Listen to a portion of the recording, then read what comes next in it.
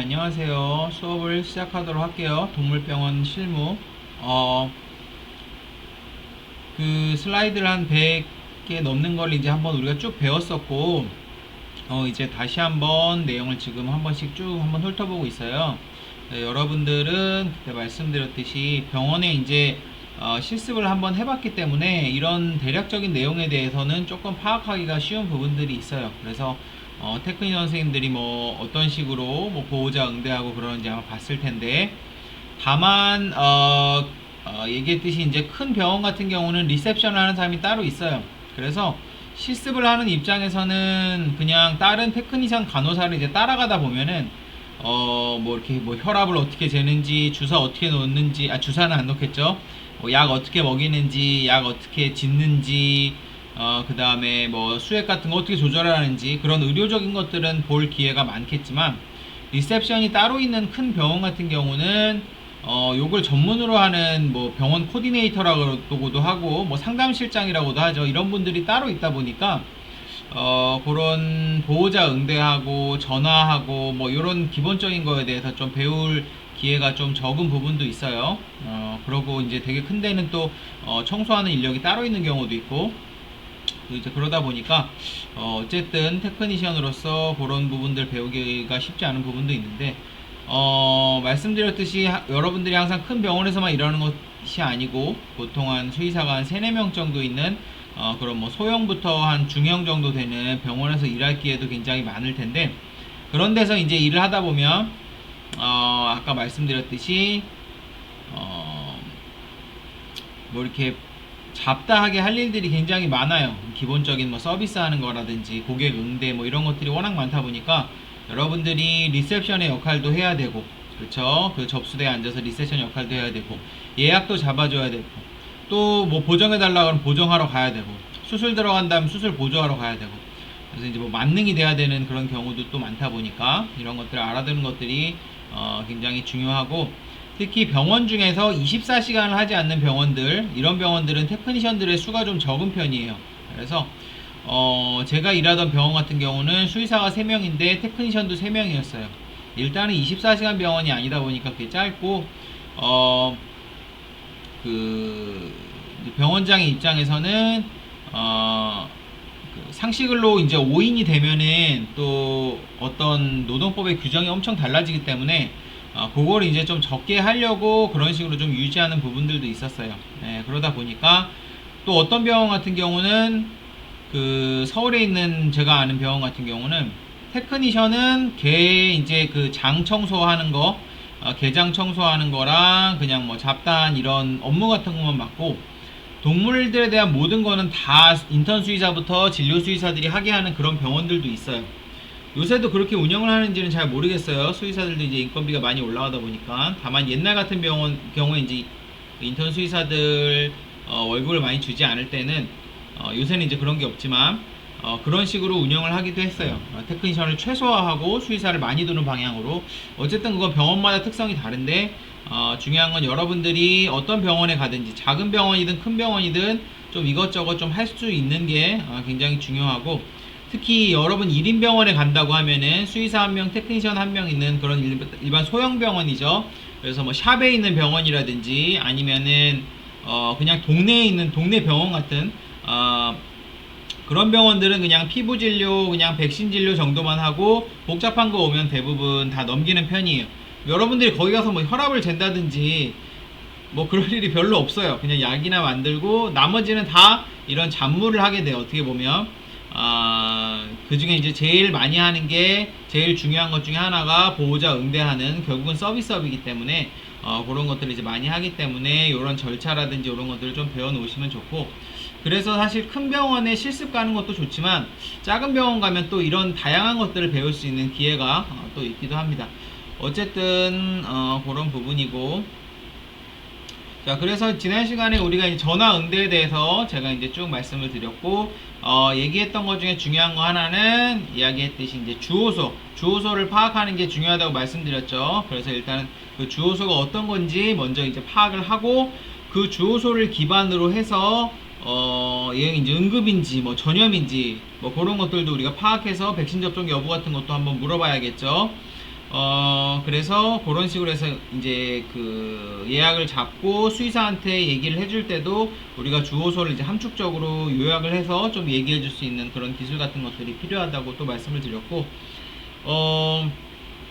기타 이제 전화를 받게 되면은 잡다한 전화가 많다 그랬죠. 위치 물어보는 것부터 진료 시간 물어보는 것부터 누구 며칠 날 근무해요, 예약할 수 있어요, 어느 수의사 밑으로 해주세요, 이런 거 굉장히 많다 그랬는데, 그런 것들 여러분들이 굉장히 기본적이고 기초적인 거지만 서비스업에서 그런 것들이 잘 되지 않으면 병원에 대한 평가가 많이 안 좋아져요.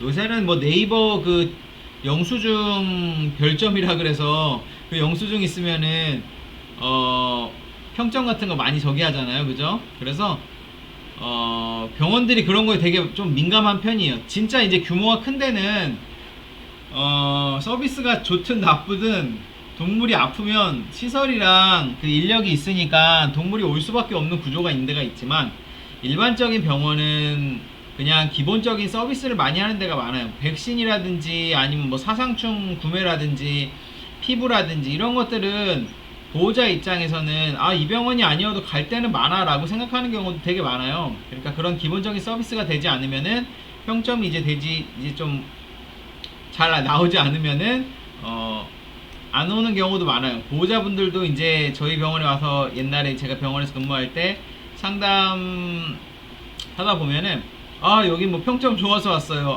여기 평이 좋아서 왔어요, 이런 얘기가 되게 많아요.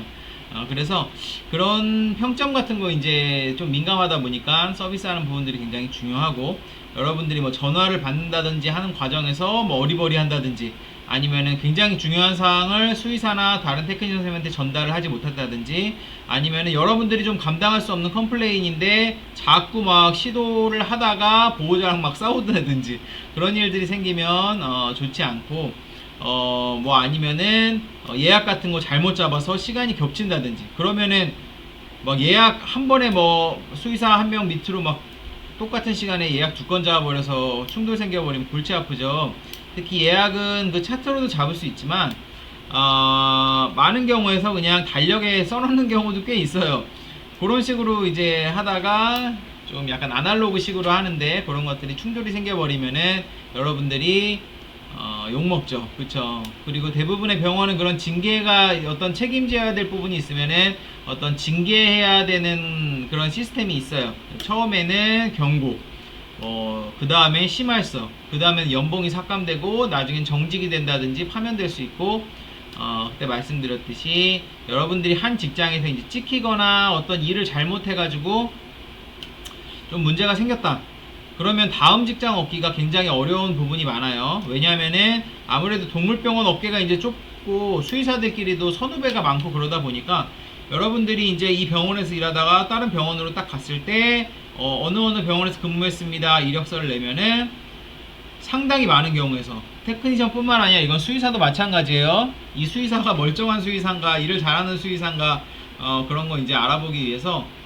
전에 일하던 직장으로 전화를 보통 하게 되는데, 그러면 이제 뭐 조금 골치 아픈 일이 생길 수도 있죠. 그래서 제가 일하던 병원도 테크니션 선생님도 하여튼 이상한 사람이 있었고 수의사도 이상한 사람들이 있었어요. 수의사 같은 경우는 뭐 여기저기 돈 빌리고 도망간 사람도 있었고, 테크니션 선생님 같은 경우도 약간 좀 이상해서 금방 그만둔 분들도 있고 그런 것들이 어쨌든 있는데, 어쨌든 그런 이런 작은 업계에서 이 사람 좀 문제 있는 사람이다 라는 식으로 인식이 되면은 취업하기 굉장히 힘들어요. 보통 여러분들이 이제 한 직장에 있다가 평생 근무하는 게 아니고 뭐 나중에 이제 결혼을 하거나 그러면은 남편 직장을 따라서 다른 지역으로 옮겨갈 수도 있고, 출산을 하게 되거나 이러면은 또 일을 그만뒀다가 다시 이제 일하는 경우도 있고, 또 그리고 어떤 뭐 상황이나 이런 거에 따라서 한 직장에서 오래 일한다기보다는 수의사도 마찬가지죠. 1, 2년 있다가 또 금방금방 옮기고 그래요. 그러면은 그런 좁은 데에서 이직도 잦은 이런 시장에서 자꾸 그런 안 좋은 소문이 나게 되면은 문제가 생길 수 있다. 그래서 여러분들이 의료 지식을 익히는 것도 중요하지만 서비스하는 사람으로서 이런 기본적인 것들을 잘 알아두는 것들이 굉장히 중요하고, 그래서 큰 병원 같은 데 가면은 여러분들 뭐 CS 교육이라든지 뭐 코디네이터 교육 뭐 자격도 따고 이런 것들도 많이 했겠지만, 보통 이런 교육, 이런 큰 병원 같은 데 가면 서비스 교육, 직원 서비스 교육부터 먼저 해요. 그런 실수 같은 거 하지 않도록 하려고. 그리고 이제 뭐 이런 것들이 동물병원뿐만 아니라 사실 동물병원은 의료 영역인데도 동물병원 그냥 일반 사람 병원도 이런 서비스 교육을 다 하고 뭐 기본적으로 뭐 일반 뭐 사람 미용실이라든지 아니면은 뭐 그런데도 이제 어느 정도 규모가 있고 우리가 소위 말하는 체인점 프랜차이즈화 된 데는 다 이런 교육하죠. 여러분들 뭐 아르바이트 같은 거 하면서 뭐 어떤 패스트푸드점 같은 데서 일하면은 직원 교육, 응대법 이런 거 전부 기본적으로 교육을 받죠. 그래서 이런 것들이 굉장히 중요하다고 보시면 되고, 자, 그래서 이제 대기실 응대 부분 이제 기억을 우리 한번 더듬어 봅시다. 대기실에서 응대를 할 때는 보호자분들이 이제 예약을 하고 오는 경우도 있고 예약을 하지 않는 경우도 있고, 어쨌든 차트부터 찾아주고, 좋은 거는 이제 보호자 성함과 반려동물의 이름 기억해서 응대하면 보호자분들이 되게 좋아해요. 다만 큰 병원들은 이런 게 쉽지가 않아요. 이런 것들이 쉽지 않지만 자주 오다 보면은 그냥 자동으로 이름을 알게 돼요. 그래서 그렇게 되고, 보호자분 이름은 기억이 안 나는데 강아지만 나는 경우도 있고 보호자분 이름만 기억나는 경우도 있고, 어쨌든 내원 이유 물어보고 접수 완료하고, 접수가 다 완료가 되면은 그 다음에 이제 체중 재고 신체 검사를 하는 거죠. 처음 오신 분들 같은 경우는 이제 차트가 없으니까 차트에 이제 내용을 잘 기입할 수 있도록 해주고, 항목이 되게 많죠. 이것저것 많은데 이거 하다 보면 이런 것까지 얘기해줘야 돼요 하는 부분들도 많지만 그 정확한 정보를 우리가 좀 파악하고 있어야 되고, 특히나 어떤 경우에는 이제 동물을 유기하고 간다든지 아니면은 치료비를 결제하지 않고 간다든지 그런 일들이 동물병원에서는 비일비재해요. 그러다 보니까 좀 이런 것들 좀 번거로우시더라도 좀 제대로 된 진료를 위해서 꼭 작성을 해달라고 말씀드리는 게 좋고, 특히 강아지에 대한 정보도 마찬가지, 어떤 병력이라든지 나이라든지 이런 것들이 제대로 기입이 안 되면은 진료 보는 데 있어서 좀 문제가 있을 수 있으니까 그런 것들도 잘 해주고, 자, 그 다음에 이제 고객 등록 카드, 방금 말씀드렸듯이 내원하신 이유, 과거에 뭐 수술 경력, 수혈 경력, 그 다음에 뭐 이런 것들은 그 병원의 어떤 운영을 위해서 중요한 부분이죠. 어떻게 우리 동물병원 아셨나요? 그래서 나중에 홍보 같은 거 어떤 식으로 할지 뭐 도움이 될 수 있는 부분이고, 요새는 고객 등록을 할 때 그 카톡 동의라는 거를 많이 받아요. 카톡도 이제 동의서를 받아가지고, 그래서 카톡을 통해서 이제 어떤 휴무일 같은 것도 안내를 해주고, 예약입니다, 예약일자 안내해주고, 오늘 검사한 거 기록입니다, 결과입니다 하고 카톡을 통해서도 많이 보내주는 편이고, 그리고 카톡을 통해서 문의하는 것도 받아요. 이거는 병원마다 다른데 이게 귀찮아서 안 하는 병원도 있고, 이게 사실 되게 번거로워요. 이거를 카톡 응대를 해주는 병원도 있어요. 카톡 응대를 하면은 기본적으로 뭐 비용부터 해서 그 다음에 강아지 어디 아파요, 설사가 이런 식인데 병원 가야 되나요, 이런 잡다한 질문들도 되게 많이 들어오는 편인데 보통 일일이 응대를 해주는 편입니다. 카톡은 사실 응대해주는 뭐 그런 병원이 있는 이유가, 카톡으로 이제 동의하고 했다는 거는 신규 환자가 아니라 이분들은 기존의 병원을 다니는 분들이라는 거예요. 카톡 동의했으니까 전화번호가 있으니까 친구 맺었으니까 하는 거잖아요. 그렇기 때문에 기존 고객이기 때문에 어떤 고객 관리 차원에서 하는 경우가 되게 많고, 신규 고객 같은 경우는 보통 전화로 문의하는 편이죠. 이제 질문이 들어오면 진짜 별 이런 질문을 물어보나 싶을 질문도 진짜 많아요. 이걸 대답을 해줘야 되나. 그리고 대부분 질문이 들어오면 애기 아픈데 병원 가야 돼요 이런 게 굉장히 많은데, 그런 경우에도 어떤 분 되게 포괄적으로 이제 수의사들이 답변을 해주는 편이에요. 테크니션 선생님들이 답변할 수 있는 것들은 답변해주고, 여러분들이 조금 어렵다 싶은 진료의 영역에서는 수의사 선생님들이 답변을 해주고, 컴플레인 생길 수 있겠다 싶은 부분 같은 경우는 꼭 선임 테크니션이나 수의사 선생님과 한번 얘기를 해보고 대응을 하는 게 좋고, 어쨌든 카톡으로도 그런 것들을 많이 하니까 여러분들이 이제 그것들 이제 알아두셨다가 나중에 이제 카톡으로도 동의서 받고 대응하는 거 있다 알아두시면 될 것 같고, 대기실에 있을 때는 이제 강아지들이 많이 모여있기 때문에 테크니션 선생님들이 이제 가급적이면 잠깐 중간중간 계속 보면서 강아지들끼리 사고가 안 나는지, 뭐 서로 뭐 물고 그런 일들 벌어질 수 있고, 심지어는 사람을 무는 경우도 있어요. 그래서 특히 대형견이 오거나 할 때는 꼭 주의를 주셔야 되고, 제일 중요한 것 중에 하나가 대부분의 동물병원이 1층에 있죠. 많은 동물병원이 요새는 이제 동물병원들이 워낙에 많이 생기다 보니까 임대료도 비싸고 하다 보니까 2층에 많이 생기기도 하지만 뭐 고양이 동물병원 같은 경우는 2층이든 4층이든 뭐 층수에 관계없이 많이 생기는 편이죠. 문 열고 나갈 때 동물들 많이 나간다고 했죠. 그래서 이걸로 인해서 사고 생기는 경우도 있다 그랬고, 대기실 내에 싸워서 생기는 경우도 있다 그랬고, 중대형견 같은 경우는 목줄로 꼭 컨트롤 하도록, 필요한 경우 입마개 하도록, 그리고 목줄 짧게 잡고 있어 달라고 이야기를 꼭 해줘야 되고, 사고가 나면은 보호자분들이 내 책임입니다, 잘못했습니다 이러기보다는 병원 탓을 하는 경우가 많아요. 뭐 보호자분 잘못도 있겠지만 그거는 뭐 사람이 원래 일이 생기면 남 탓을 하는 경향이 다 있어요. 우리도 마찬가지고. 그러다 보니까 이거는 보호자 책임이야 라는 식으로 그냥 떠맡기고 가면 안 되고 내가 계속 보고 있어야 돼요. 그렇죠? 작은 개는 보호자가 그래도 안고 있도록 해주는 게 중요하고, 뭐 중대형견 대기장소 구분하는 병원이 많습니다. 기본적으로는 개 고양이를 구분하는 데가 요새는 꽤 많죠. 대기장소를 개랑 고양이랑 워낙에 좀 그런 게 있으니까. 그리고 이제 중대형견 대기장소 따로 구분하고, 포스터 붙이든지 아니면 큰 개가 오거나 싸나운 개가 오는 경우에는 예약 시간을 좀 조정해주는 필요가 있고, 이게 제일 중요해요. 본인 강아지 본인이 항상 보고 계세요 라고 말씀을 좀 해주는 게 좋아요. 강아지가 뭐 지금 떨어질 것 같아요, 지금 큰 게 왔어요, 돌아다니지 않도록 해주세요, 강아지 좀 보고 계셔주세요 라고 좀 불쾌함을 일으키지 않는 선에서 얘기를 해주고, 이거는 제가 있던 동물병원이 2층에 있다 그랬죠.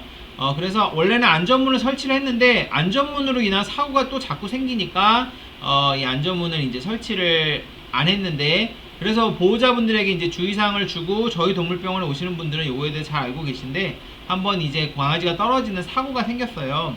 그런 사고가 생기다 보니까 그쪽에서 또 문제를 삼고, 이제 근데 뭐 2층에 있는 걸 1층으로 옮길 수도 없고, 또 안전문이 생기면은 2층 같은 1층은 다른데 2층은 또 2층 나름대로의 또 어려운 점이 있어요. 그러다 보니까 이런 일들이 생겼고, 이런 사고가 나게 되면은 법적으로는 이 보호자 책임이에요. 보호자 책임인데, 그 시설물이나 이런 거에 대해서는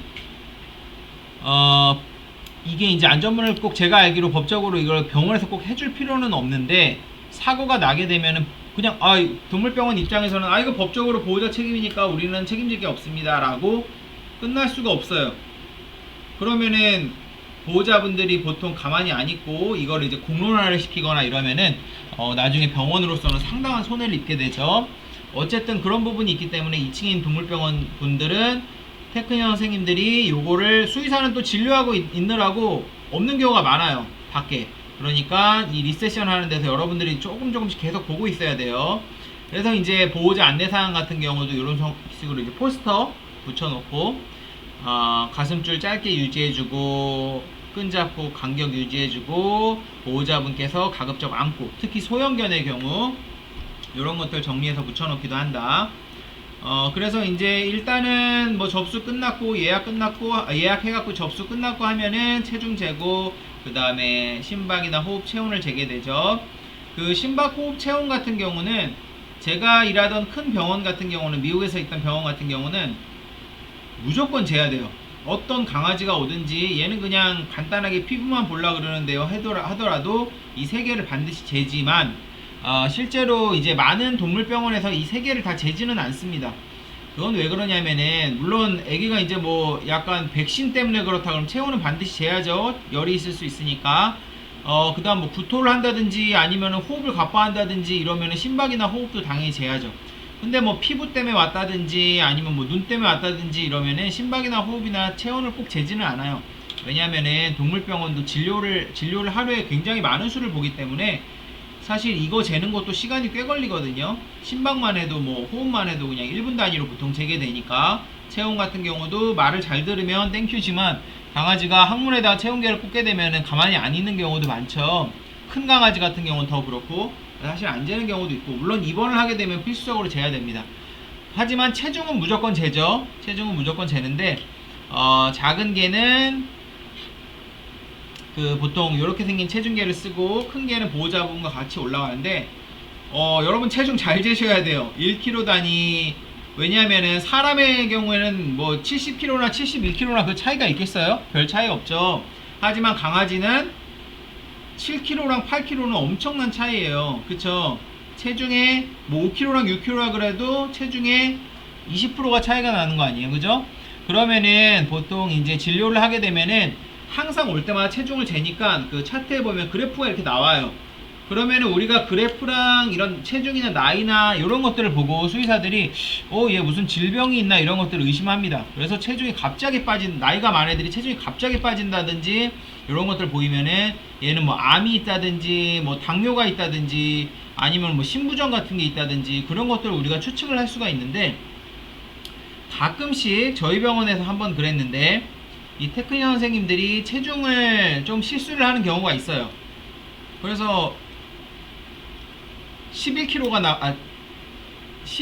나가던 애인데 7kg가 나가는 거예요. 얘가 7kg로 기록이 된 거예요. 이건 테크니션 선생님이 기록을 하니까. 그래서 처음에는 이제 진료를 하기 전에는 그냥 걔가 이제 피부 때문에 왔는지 간단한 거 보러 왔는데 체중을 신경을 안 썼다가 나중에 보고 얘 무슨 큰일 있나 보다 하고 다시 체중을 재개하니까 잘못 나왔어요. 그래서 여러분들 이제 체중 같은 경우는 이제 여러분들이 보통 재개되니까 이거 실수하면 안 된다. 강아지 같은 경우는 특히나 체중 실수할 수도 있는 게, 여러분들 조그만 강아지가 네 발로 서 있다가 한 발을 다른 데 디딘 상태에서 체중이 나왔다. 그러면은 여러분들 체중이 뭐 한 20% 정도는 거기서 빠질 수 있는 거예요. 발 4개니까 25% 빠지겠죠? 이론적으로는. 그러면은 잘못된 체중이 나올 수도 있어요. 그래서 여러분들 체중을 한번 꼭 재보시고, 그 다음에 여러분들 입력을 할 때 전에 쟀던 체중이 있으면은 한번 비교를 해보세요. 너무 많거나 너무 적거나 하면은 보호자분한테 양해를 구하고 다시 한번 재보는 게 좋습니다. 그렇게 안전하게 하는 게 좋고, 자, 그 다음에 보통 이제 심박이나 호흡 같은 경우는 여러분들이 이제 호흡은 그냥 여러분들이 잴 수 있고, 대신에 애기가 너무 헐떡헐떡거리면 그건 수의사한테 얘기해줘야 되죠. 헐떡헐떡거리거나 혀가 파래지거나. 심박 같은 경우는 여러분들이 보통 안 재고 보통 수의사가 많이 재는 편이고, 체온은 여러분들이 재죠. 체온은 이제 그 젤 해갖고 항문에다 넣어서 재는데, 고양이나 강아지가 가만히 안 있는 경우가 되게 많죠. 그리고 삐 소리 날 때까지 있어야 되는 경우도 많아서, 그래서 여러분들이 보정을 잘해야 되는데, 보정을 잘 하려면은 보호자분이 잘 협조를 해주셔야 돼요. 여러분들이 억지로 잡고 하려고 하지 말고, 특히 작은 강아지나 고양이 같은 경우는 보호자가 안고 있도록 꼭 말씀을 해주시고, 특히 머리 쪽 잘 잡고 있도록 해주셔서 물리거나 그러지 않도록 해주시고, 여러분이 뒤에서 살짝 체온 측정 해주는 게 좋습니다. 할 때도 그냥 젤 바르고 항문에다 푹 꽂아버리면은 걔가 깜짝 놀라죠. 말도, 제가 미국에서 있을 때 말도 체온 측정을 하는데 어떤 식으로 하냐면은 말도 항문에다가 해요. 여러분 근데 말 항문에다가 이걸 꽂고 있는다는 게 좀 겁나죠. 뒷발에 채일 수도 있으니까. 그래서 체온 측정을 맨 마지막에 하는데 머리서부터 끝까지 말을 싹 만져줍니다. 그러면서 조용히 엉덩이 쪽으로 가요. 내가 말의 뒤에 있다는 걸 보여주는 거예요. 그러면서 옆쪽으로 해서 체온계를 살짝 꽂아요. 말 뒤에서 체온계를 꽂으면은 잘못하면 채이면은 사람이 죽을 수도 있으니까 혹시 모를 가능성을 대비를 해서 옆쪽에서 해주고, 이렇게 만지면서 뒤까지 가는 이유는 내가 있다, 사람이 있다, 이거를 말한테 인식을 시키는 거예요. 그럼 말이 고개를 돌리지 않더라도 뒤에 뭔가 있다는 거를 알고 있어요. 이 사람이 있다는 걸. 그래서 좀 놀라지 않는 편인데, 강아지도 마찬가지죠.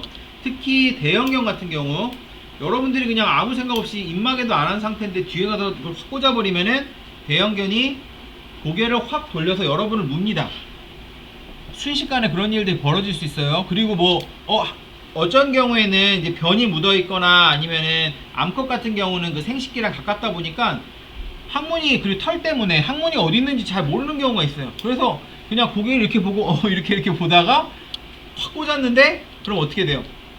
강아지가 고개를 갑자기 확 돌려서, 놀라서 확 돌려서 여러분들 어디를 물겠어요? 목이라든지 머리 같은 데를 물 수도 있어요. 그러면은 큰 사고가 발생할 수도 있습니다. 그러니까 반드시 머리나, 특히 큰 개나 무는 개 같은 경우는 반드시 머리를 보호자분이 잡게 해주시고, 보호자가 앞에서 컨트롤하는 상태에서 여러분들이 제일 좋은 거는 방금 말씀드렸듯이 몸을 싹 만지면서 내가 여기 있다라는 걸 보여주면서 뒤로 가서 살짝 꽂는 게 좋아요. 그리고 아기가 너무 싸놨다, 너무 심하게 스트레스 받는다, 그러면은 나중에 하는 게 좋습니다. 어쨌든 체온을 측정을 하게 되면은 강아지 정상 체온이 몇 도죠? 37.7도에서 39도 정도고 사람보다 높죠? 그럼 보호자분들이 체온 왜 이렇게 높아요? 열 있는 거 아니에요? 하는데 강아지는 사람보다 높습니다 라고 꼭 얘기를 해줘야 되고, 자 그 다음에 체온을 측정을 하고 만약에 얘 오늘 백신 맞는 애인데 체온이 40도다 그럼 그 다음에 어떻게 해요 여러분들? 수의사한테 얘기해줘야 되죠. 그러면 상당히 많은 수의사들은 그냥 열이 있으니까 집에 보내자 라고 하지 않고 5분 있다 다시 측정해 보자고 합니다. 그거는 왜 그러냐면은 강아지가 많은 환경 아니면은 병원같이 좀 스트레스 받는 환경에 오게 되면, 아니면 차를 너무 오래 탔다 이러면은 흥분해서 체온이 올라가는 경우가 있어요. 그래서 조금 안정된 장소에서 한 5분에서 10분 정도 있다 다시 측정해보고, 떨어지는 추세에 있으면은 온도가 좀 높은데 일단 떨어지는 추세다 그러면 조금 기다렸다가 또 한번 재봅니다. 그런데 계속 높게 나온다면은 수의사한테 또 얘기를 해줘야 돼요. 그럼 수의사가 판단을 해요. 한번 애기 뭐 상태를 한번 보니까 활력도 좋은 것 같고 식욕도 좋은 것 같은데 너무 흥분해서 그런 것 같다.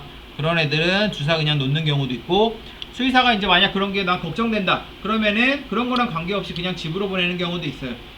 저 같은 경우는 그냥 컨디션이 이렇게 나쁘지 않고 보호자가 원하면은 주사를 놓는 편인데, 만약에 보호자가 원치 않습니다 걱정됩니다 하면은 집으로 그냥 다음에 맞으러 오세요 라고 말씀드리는 편이에요.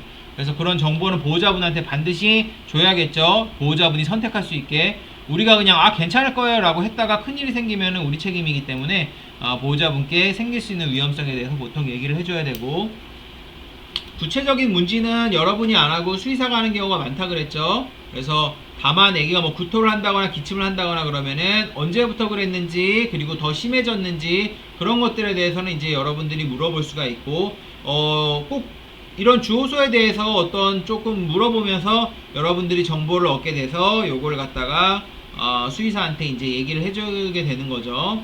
그리고 병원에 따라서는 이제 문진표를 가지고 있다고 했죠. 특히 건강검진을 하는 경우에는 보통 예진표라 그래서 이런 문진표가 기본적으로 있어요. 뭐 전에 건강검진 언제 받았는지, 기존에 질환이 있는지, 기존에 약 먹는 거 있는지, 수술 받은 적 있는지 그런 거 이제 다 물어보는데, 기본적으로 이제 문진표가 있으면 여러분들이 이제 편하죠. 그래서 주호소 경과 접종돼 있는지, 소변, 대변, 식욕, 활력 이런 것들 다 적게 하고, 여러분들도 한번 보고 이거를 수의사한테 얘기해주고, 수의사도 이 문진표를 직접 보고 판단을 하는 거죠. 다만 이런 걸 번거로워하는 분들도 있고, 병원이 바쁜 데는 일일이 이런 거 받고 안 하는 데도 있고, 또 문진표라는 게 좀 심각한 질환 같은 경우는 문진표가 있어야 되지만, 그냥 뭐 피부나 귀 때문에 온 애들은 그냥 수의사가 이런 문진표 필요 없이 그냥 대충 몇 가지 물어보고 그냥 끝내는 경우가 많이 있습니다. 그러다 보니까 이거는 뭐 병원별로 다르다라고 알아두시면 되고, 자 만약에 시료 채취가 필요하다면은 애기가 설사하는 애인데 변을 쌌다, 아니면은 멀쩡한 애인데 변을 쌌는데 피가 섞여 있다, 아니면은 피오줌을 뭐 대기실에 쌌다, 그럼 수의사한테 반드시 얘기를 한번 해줘야 됩니다. 얘 피오줌 쌌는데요, 혈변 받는데요, 설사하는데요, 그러면은 시료를 채취하라 그러면 시료를 채취하고, 사진을 찍으라 그러면 사진을 찍는 게 좋아요. 그래서 필요에 따라서 사진을 찍고 채취할 수 있고, 경우에 따라서는 이제 피부 같은 경우는 각질이 심하게 떨어진 애들도 있죠. 그런 거 같은 경우도 채취를 해서 안에 곰팡이 같은 게 있는지 보기도 합니다. 시료 채취를 한다면 마르지 않게 지퍼백에 넣어서 보관하는 게 좋겠죠.